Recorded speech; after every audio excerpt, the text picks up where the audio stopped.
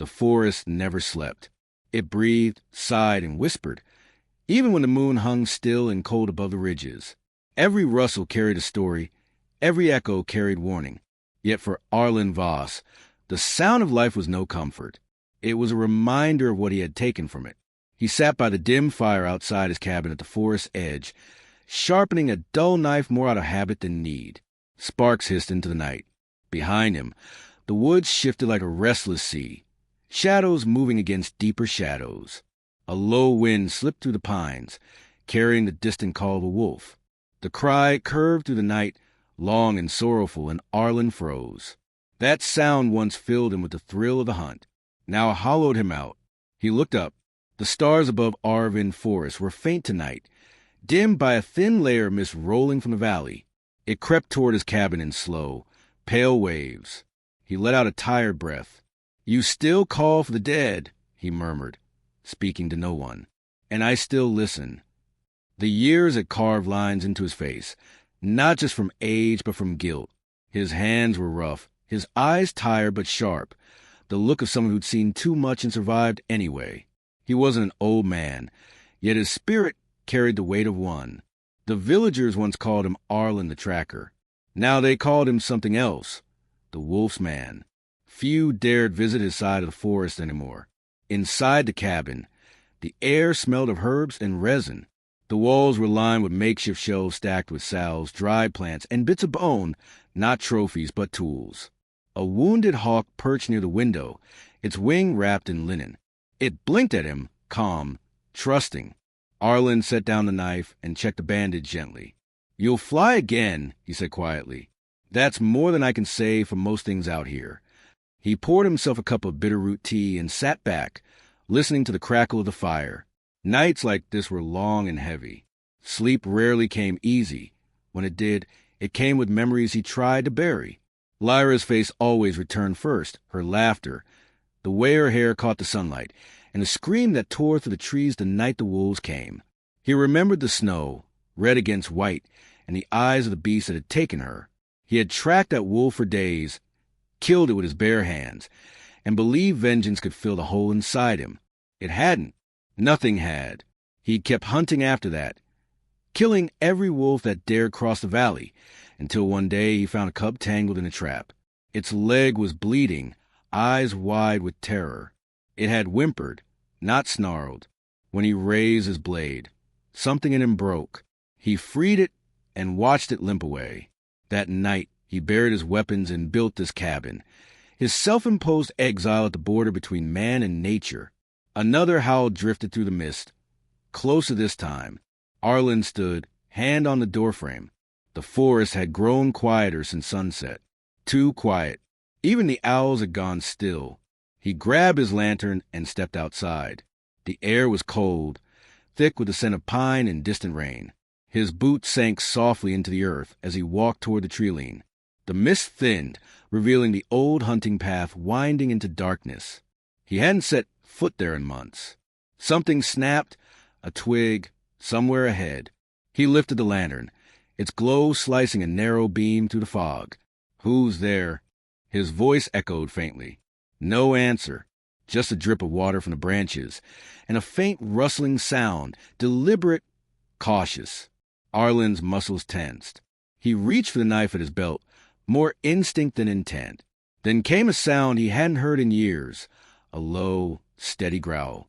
Not from anger, but warning. A shape emerged from the mist, four-legged, sleek, and dark. The wolf stood still, watching him. Its fur shimmered under the lantern light, black with silver streaks along its neck.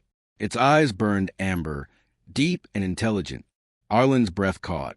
He'd seen eyes like those before. The same eyes that had haunted him since that night. "Easy," he whispered. "I'm not your enemy." The wolf didn't move. Its growl faded into silence, replaced by something stranger, a calm, unreadable stare. For a moment, man and beast regarded each other, neither moving, neither retreating. Then, with one flick of its tail, the wolf turned and vanished into fog. Arlen stood frozen, his pulse hammering. The fire in those eyes had felt ancient, not wild rage, but judgment, as if the forest itself had sent a messenger to test him. He lowered the lantern and exhaled slowly. "So it begins again," he muttered. When he returned to his cabin, the hawk was restless, feathers ruffled. The wind had shifted, carrying with it a faint metallic scent. Blood. He followed it to the back of the cabin, where the earth sloped toward a stream. There, by the water, lay 2 small paw prints, fresh, light, barely sinking into the mud. Cubs. They'd come near, perhaps even sought shelter. The tracks disappeared into the underbrush, heading deeper into the forest. Arlen knelt, fingers brushing over the prints. His heart ached with a strange mixture of worry and longing. "You shouldn't be here alone," he whispered. "Where's your pack?" A low rumble rolled across the valley. Not thunder, but a roar of fury carried on the wind. A wolf's cry of loss. It echoed until the trees themselves seemed to tremble. Arlen rose slowly, eyes fixed on the black forest ahead. He knew that sound. It was no ordinary call. It was the voice of an alpha, mourning or enraged, maybe both. Somewhere out there, a leader was hunting for what was missing, and he understood the weight of that grief better than anyone. He turned back toward his cabin, lantern swinging at his side, mind heavy with a thought he could not shake. The cubs were alone, frightened, and vulnerable. If the pack believed humans had taken them, there would be blood before dawn. Inside, the hawk stirred and the fire hissed low. Arlen set the lantern down and looked toward the window, where the mist had thickened again. Beyond it, 2 faint glimmers moved in the dark, eyes watching, unblinking. He spoke softly, almost to himself. "I'm done with killing, but I won't let them die." The glimmers vanished. Only silence remained, deep and listening. He sat once more by the fire, staring into its heart until flames blurred into shapes. Wolves running through memory, Lyra's smile, the cub's pleading eyes. The forest whispered outside, alive with secrets and storms yet to come. When he finally lay down, sleep came uneasy and shallow. The howls rose again before dawn, closer now, sharp with anger and fear. Somewhere within that chorus, he thought he heard a smaller cry, high-pitched and lost. The night seemed to breathe those sounds into his dreams, and in them he saw 2 tiny figures curled beside him, asleep on his chest, warm and safe against the cold.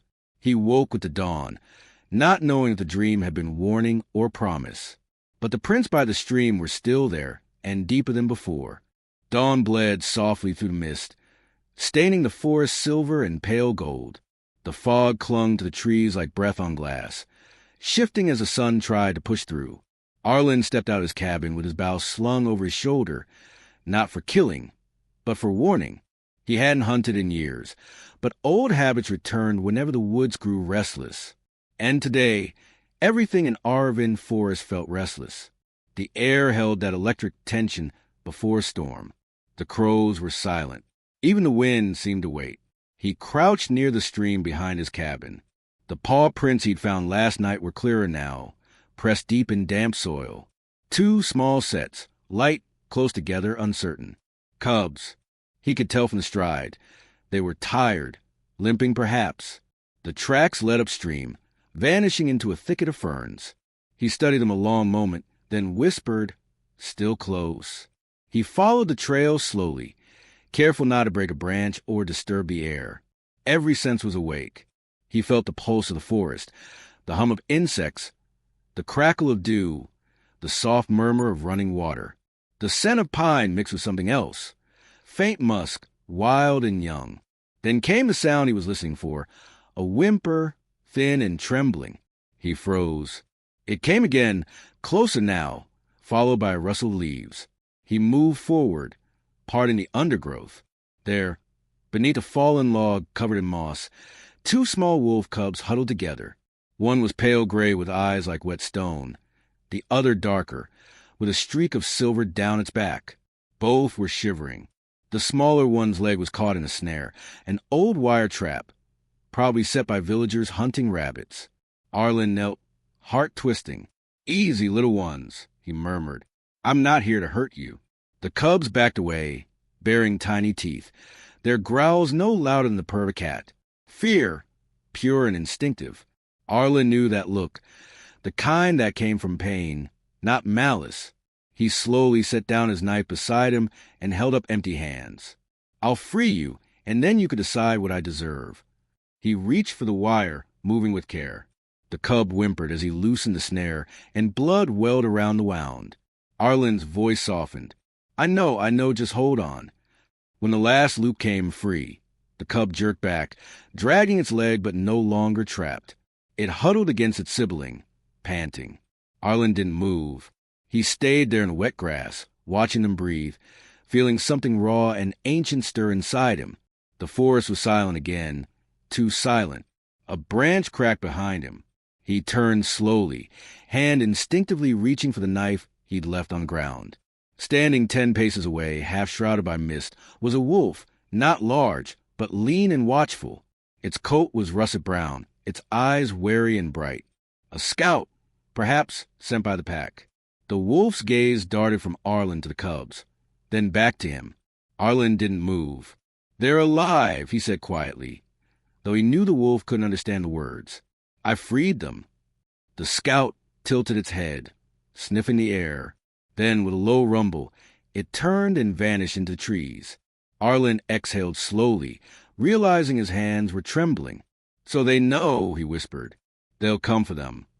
He gathered the cubs gently in his cloak, despite their weak protests. You won't make it out here, he said. Your pack will find you soon enough. Back at the cabin, he laid them beside the fire, wrapping their small bodies in cloth. The wounded one whimpered again as he cleaned its leg. It's all right, Arlen said, voice steady.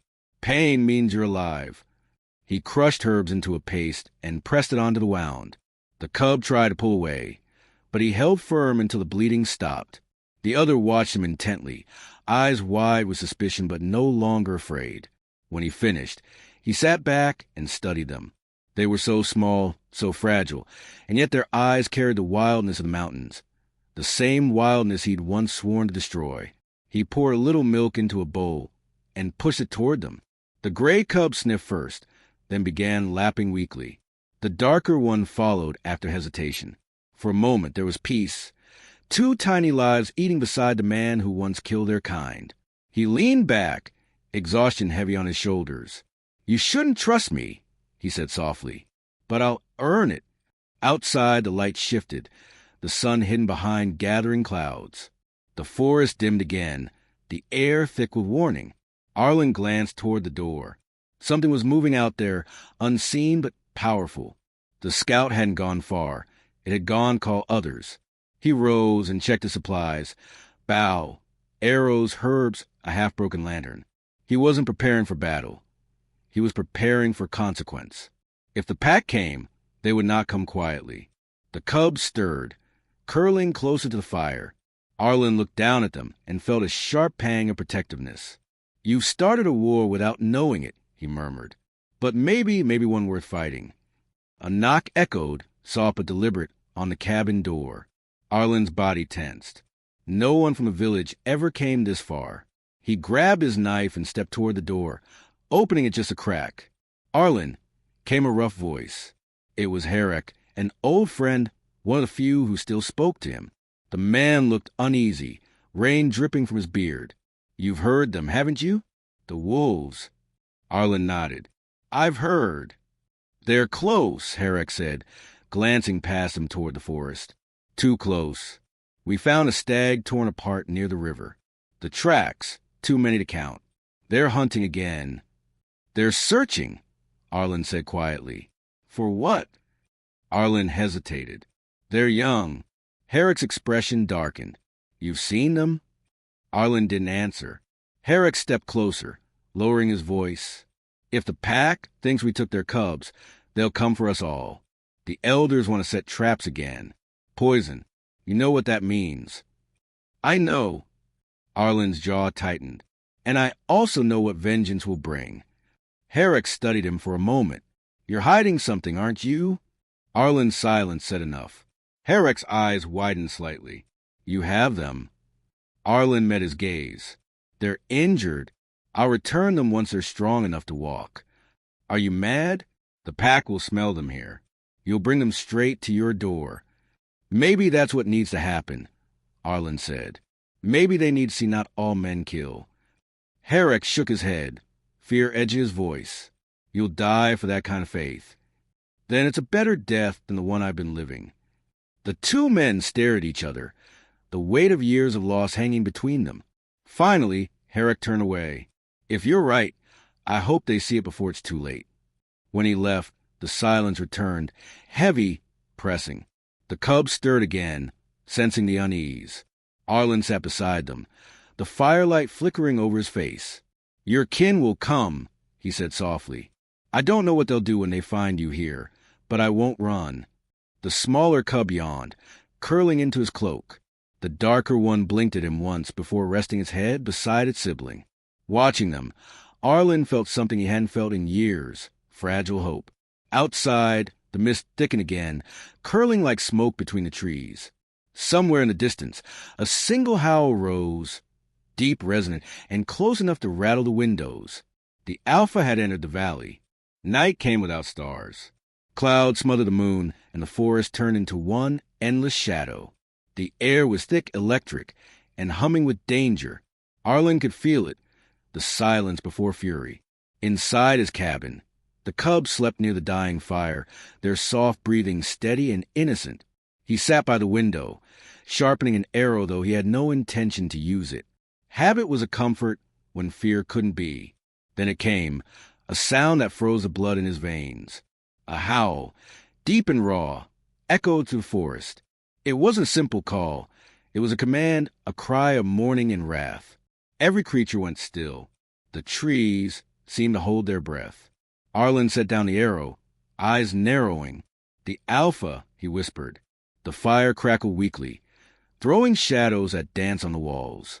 One of the cubs whimpered in its sleep, ears twitching. The other lifted its head, alert, sensing something ancient and familiar. Arlen reached out, his hand steady on instinct. Easy now. You're safe here. Safe! The word felt fragile. He knew what was coming. Beyond the cabin, the mist thickened into a gray sea. Shapes moved within it, swift, silent. The pack had arrived. He could hear their low growls blending with the rustle of leaves, the scrape of claws against bark. They didn't rush him. They surrounded him. Wolves never acted without purpose. He rose and walked to the door. The handle was cold, slick with dew. For a moment he hesitated. Every instinct told him to stay inside, bar the door, keep the fire burning. But he'd lived enough years behind closed doors, letting the world decide what kind of man he was. He opened it. The mist spilled in like smoke, curling around his boots. The night smelled of rain and iron. His breath fogged in the air as he stepped outside, the silence crushing around him. The forest felt alive, watching, judging. Then he saw them. At the treeline, eyes glimmered in pairs, yellow, gold, amber. Dozens of them. The pack stood still as stone, their bodies tense, their stares locked on him. In the center stood one larger than the rest, a dark, towering wolf with her black as ashen eyes like burning coals. The Alpha, Kale. Arlen had heard stories of him. The Shadow Fong, the storm in fur. But seeing him was different. His presence carried weight, like the forest itself had taken shape to confront the man who once stained its ground with blood. Kale stepped forward, slow and deliberate. The other wolves parted for him. His gaze flicked toward the cabin, then back to Arlen. The growl that rumbled from his chest was low and controlled, a warning more than a threat. Arlen didn't flinch. He lowered his weapon and spread his hands. They're here. Inside. Alive. The Alpha's ears twitched. His body shifted subtly, surprise, perhaps disbelief. He took another step closer, the earth soft beneath his paws. I found them caught in a snare, Arlen continued. Humans didn't steal them. They were hurt, starving. I freed them. Kale's growl deepened, rumbling like thunder beneath the earth. His eyes locked on Arlen's, not rage, but scrutiny. I won't stop you if you need to see them, Arlen said, voice even. But if you kill me, they'll wake to fire and screams. For a long moment, neither moved. The mist drifted between them like a thin veil. Then Kale raised his head and howled. The sound tore through the trees, not of rage this time, but command. The pack lowered themselves slightly, forming a wide circle around the clearing. The Alpha stepped forward alone. Arlen backed toward the open doorway, heart pounding but face calm. "Come," he said softly. "No tricks, just truth." Kale entered the cabin, massive shoulders brushing the frame. His scent filled the small space, wild, earthen, and metallic. The cubs stirred instantly, tiny cries breaking the silence. The darker one, the one with the silver stripe, limped toward him. The other followed, tail wagging weakly. The moment Kale saw them, his composure cracked. His chest rumbled with a deep, trembling sound, not anger but relief. He lowered his head, pressing his nose against theirs, nuzzling, checking, counting heartbeats. Arlen stood back, watching quietly. The firelight cast a scene in gold and shadow, the Alpha of the forest bending to comfort his young, and a man who once slaughtered wolves standing in silence, humbled. After a moment, Kale turned to him. The cubs nestled against their father's legs, unafraid. "I told you," Arlen said softly. "No harm." Kale's eyes met his again, and for the first time, Arlen saw something other than fury there, confusion, conflict, the stirring of understanding. He spoke as if the wolf could grasp his meaning. "I've killed your kind before. I won't deny it. I've done worse things than you can imagine. But I'm not that man anymore. I couldn't let them die." Kale's gaze lingered, unblinking. Then, with a low growl that vibrated through floorboards, he turned away, not leaving but neither striking. Outside, the pack shifted, restless. Their leader's silence confused them. One barked sharply, a question in its tone. Kale answered with a guttural snarl that silenced them instantly. Arlen swallowed hard. "You'll take them, then?" The Alpha didn't move.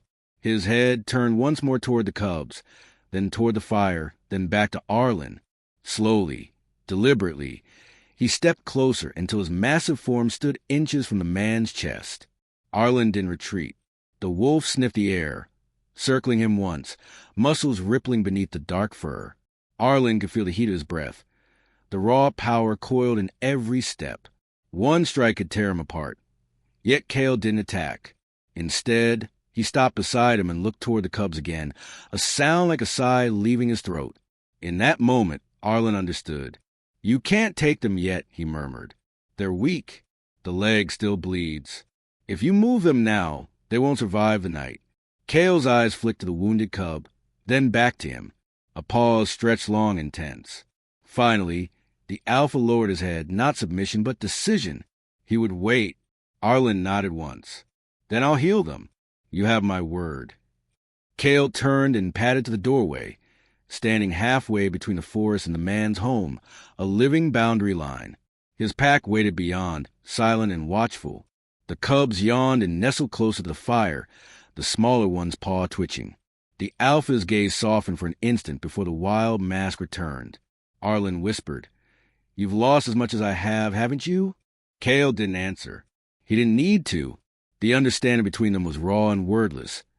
Two creatures carved by loss, now standing on opposite sides of the same wound.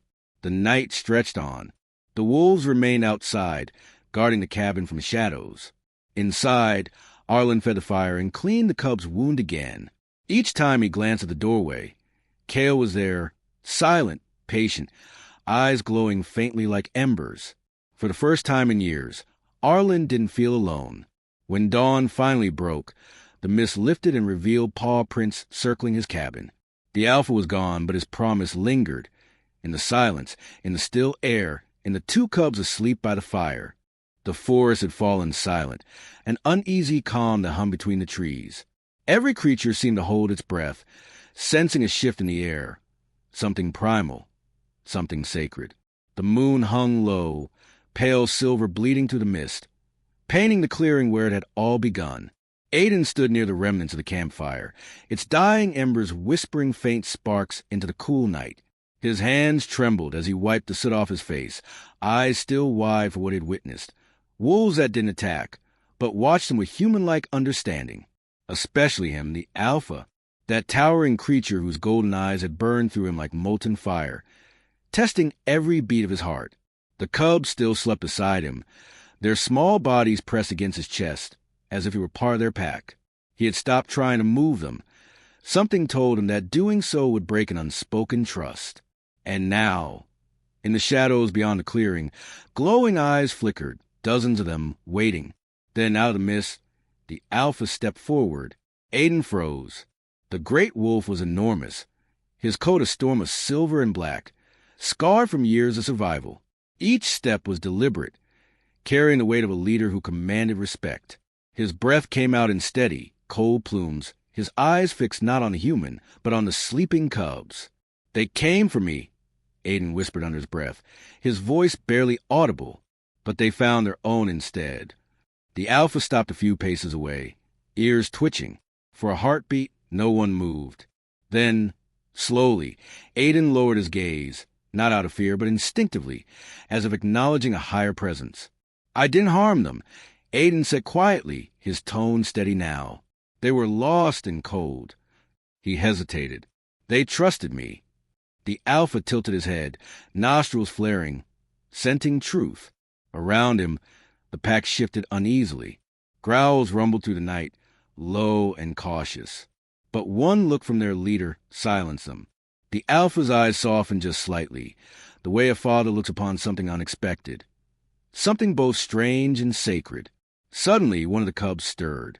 It yawned, blinked its drowsy eyes, and whimpered softly before curling back against Aiden's arm. The Alpha's ears perked, his breath hitched. Aiden saw it, the flicker of recognition, the faint quiver of emotion. For the first time, the predator looked less like a monster and more like a grieving father. "You're their parent, aren't you?" Aiden said gently, almost in disbelief. They wandered off. "You thought I took them." A deep rumble vibrated through the ground, part growl, part something else. The Alpha stepped closer until his breath brushed against Aiden's skin. His scent was wild, heavy with earth and rain and danger. Aiden didn't flinch. "If you're going to kill me," he said, voice low, "do it after they're safe." The words lingered like smoke. For a long moment, the Alpha stared at him, unblinking. Then he lowered his head, close enough for Aiden to see the scars on his muzzle, the streak of silver cutting through his fur. With a quiet huff, he nudged one of the cubs, who whimpered softly, then licked Aiden's hand before scurrying toward the Alpha's legs. The second cub hesitated, looking back at Aiden. That single glance, pure, trusting, innocent, stung deeper than any wound. When both cubs were beside their father, the Alpha turned back to the human. His gaze held a question, a wordless, primal language older than time itself. "Why?" Aiden swallowed hard. "Because I know what it's like to lose family." The pack leader's chest rose and fell. The forest wind swept between them, carrying away the last ember of smoke. Then, something astonishing happened. The Alpha bowed his massive head just slightly and stepped back. The rest of the pack parted silently, forming a path through the trees. The cubs followed, glancing back one last time before vanishing into the mist. The Alpha lingered a heartbeat longer, his eyes still on Aiden. Then he turned, powerful muscles rippling as he disappeared into the forest, leaving the clearing empty and echoing with silence. Aiden stood there, breath uneven, heart pounding. He had survived, but it didn't feel like victory. It felt profound, as if something ancient had passed through him. When dawn finally crept through the treetops, Aiden sat beside the ashes, staring at the fading paw prints in the mud. He thought of his past, the burned village, the chaos, the pain he'd carried for years. The world had taught him to fear beasts, to see them as mindless predators. But last night had shattered that belief. "Maybe monsters aren't what we think," he murmured. A soft rustle caught his attention. From behind a fallen tree, an old man emerged, wrapped in a dark cloak. His face was lined with years, his eyes sharp with knowing. He had been watching. "You lived," the old man said simply. Aiden blinked. "You were here." "I see more than you think," the man replied. "Most who cross that pack never breathe again. But you were spared." "Spared?" Aiden's voice carried disbelief. "No, I was forgiven." The old man studied him. "Forgiveness from a wolf? You think they understand such things." Aiden nodded slowly. "More than we do." The man's lips curved into a faint, knowing smile. "Perhaps." The Alpha saw something in you. He doesn't spare without reason. You've been marked, boy, chosen maybe. Chosen for what? That, the man said, turning back into the mist. You'll learn soon enough. But remember this, the forest doesn't forget kindness, nor does it forgive betrayal. And with that, he was gone. Aiden stood in silence, the old man's words echoing in his mind.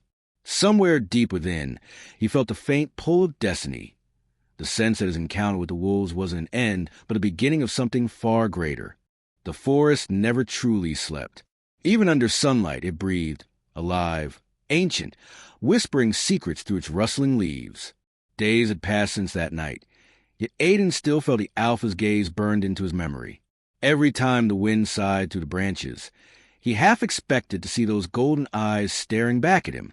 He had stayed near the clearing, unable to leave. Something about the silence kept him tethered. It wasn't fear anymore, it was connection. He gathered wood, rebuilt the fire pit, and watched the horizon. For the first time in years, he didn't feel entirely alone. At dusk, he heard it, a distant, mournful howl echoing across the valley. Not threatening, not angry. It was a call, a message, a reminder that he hadn't been forgotten. Aiden stood slowly, heart beating faster. "You remember me," he murmured. The sound came again, deeper this time, rolling through the forest like thunder. The pack was near.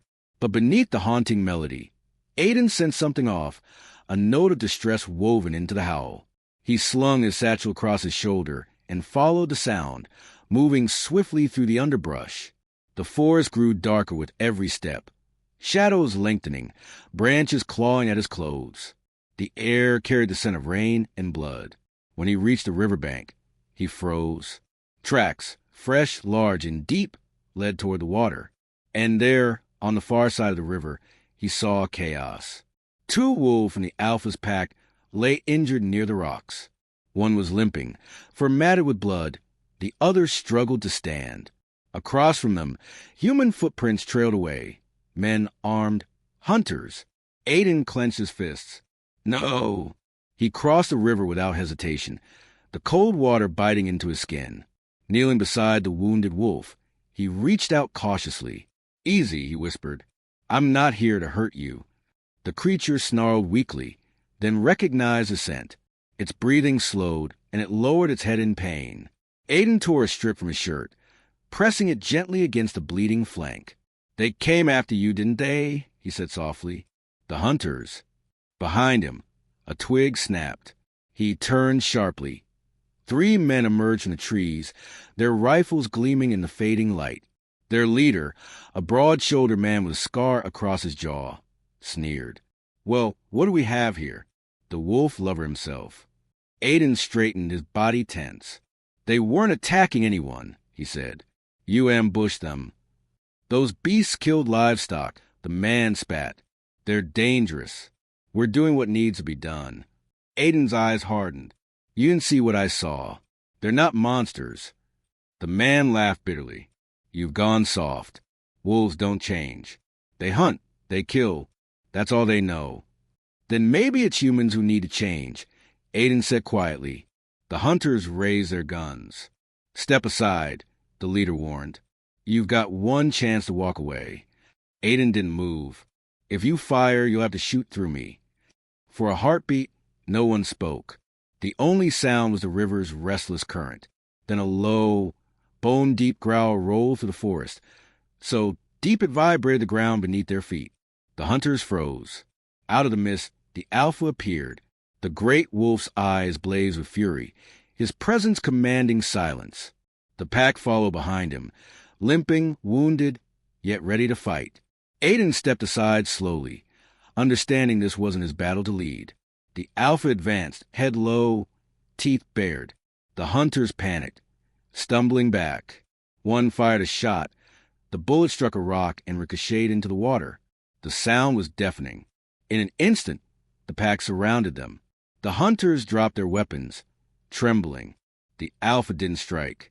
He just stood there, towering, his breath hot with restrained rage. Aiden stepped forward, his voice calm but firm. "Leave. Now. You've done enough damage." The scarred leader looked from Aiden to the Alpha, terror dawning in his eyes. "You're mad," he muttered, backing away. "They'll tear you apart one day." Aiden's tone hardened. "Not if we stop treating them like enemies." The men retreated into the woods, vanishing as fast as their courage. Silence returned, heavy and raw. When it was over, the Alpha turned toward Aiden.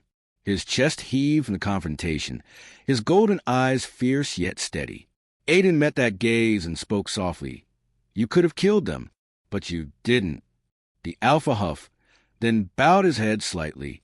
It wasn't submission, it was recognition. Aiden knelt, hand trembling as he reached toward the wolf. For a fleeting moment, his fingers brushed against the creature's thick fur. The connection was electric, like touching the pulse of the earth itself. "You trusted me," Aiden whispered, "and I won't betray that." Behind the Alpha, the two wounded wolves limped closer, one resting its muzzle against Aiden's arm. The gesture carried more weight than words ever could. When dawn came, the pack was gone. Only paw prints remained by the river, and Aiden stood alone once again. But something inside him had changed, something irreversible. He returned to the clearing, exhaustion settling in. As he sat by the fire, the old man from before appeared once more, stepping out of the morning mist. "You interfered," the man said, voice calm but edged with warning.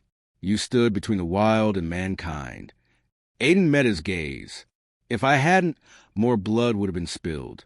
"True," the man admitted, "but such choices carry weight. The Alpha knows it. So should you. What are you talking about?" The old man studied him for a long moment. "You've crossed a line, Aiden. You've earned the Alpha's trust and his mark. The forest will remember that." Aiden frowned. "Mark." The man gestured toward Aiden's wrist. There, faintly glowing beneath the skin, was a thin silver scar, a perfect crescent like a wolf's fawn. "When two worlds meet," the old man said, "one must bridge them. Perhaps that's your fate." Before Aiden could respond, the old man turned and faded back into the trees, his form dissolving like smoke. Aiden stared at the mark, pulse racing. The wind stirred, carrying faint howls across the distance. But this time, they didn't sound mournful. They sounded proud, like a song of acknowledgement. He whispered into the breeze, "I hear you." For the first time in his life, he felt part of something vast and unspoken, a world beyond fear and vengeance. He wasn't just a man anymore. He was the bridge between hearts that once only knew how to fight. And somewhere deep within the forest, the Alpha howled again, not in warning but in promise. A promise that neither man nor beast would ever stand alone again.